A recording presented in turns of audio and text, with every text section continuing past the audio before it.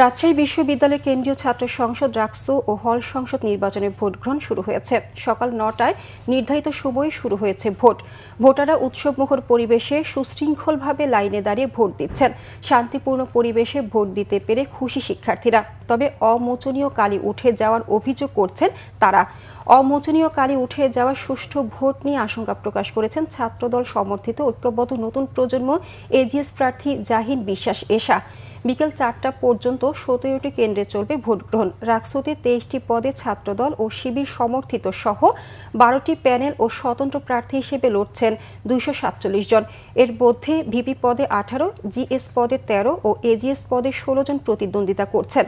এছাড়া প্রতিটি হল সংসদে প্রতিদ্বন্দ্বিতা করছেন ৫৯৭ জন প্রার্থী। রাকসু ও সিনেটে মোট ভোটার ২৮,৯০১ জন। আইন শৃঙ্খলা পরিস্থিতি স্বাভাবিক রাখতে ক্যাম্পাসে র্যাব, পুলিশ ও বিজিবি প্রায় ৩,০০০ সদস্য মোতায়েন রয়েছে। কিন্তু এখানে উঠে যাচ্ছে, তো এটা প্রশাসনের দেখা উচিত ছিল।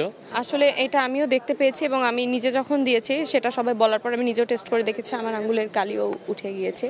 আসলে এই ব্যাপারটা আমাদের জন্য দুঃখজনক, কারণ আমরা শুনেছিলাম যে এই কালিটা অমোচনীয় কালি, যেটা ইম্পোর্ট করা হয়েছে এবং এটা কিন্তু ভোটের স্বচ্ছতার জন্য অনেক বেশি দরকারি। আমাদের এখানে নিয়ম ছিল যে কালারের ব্যালট বাক্স সেই কালারের ব্যালট পেপার। ওখানে দেখলাম যে একটা কালার মিসম্যানেজমেন্ট একটা হয়েছে, যে সম্ভবত ২ নাম্বার অথবা ৩ নাম্বার বাক্সের সাথে একটা ব্যালট পেপারের কালারের একটা ঝামেলা আছে আর কি। খুবই ভালো লাগছে আর এটা হচ্ছে আমাদের প্রথম ভোট, সো আশা করি যোগ্য প্রার্থী নির্বাচিত হবে। তো প্রথমবারের মতো রাকসুতে ভোট দিতে পারছি, এটা আরো বেশি আনন্দের বিষয়। আমরা রাকসুর মাধ্যমে আমাদের যোগ্য প্রতিনিধি আমরা খুঁজে পাবো, এটাই আমাদের প্রত্যাশা।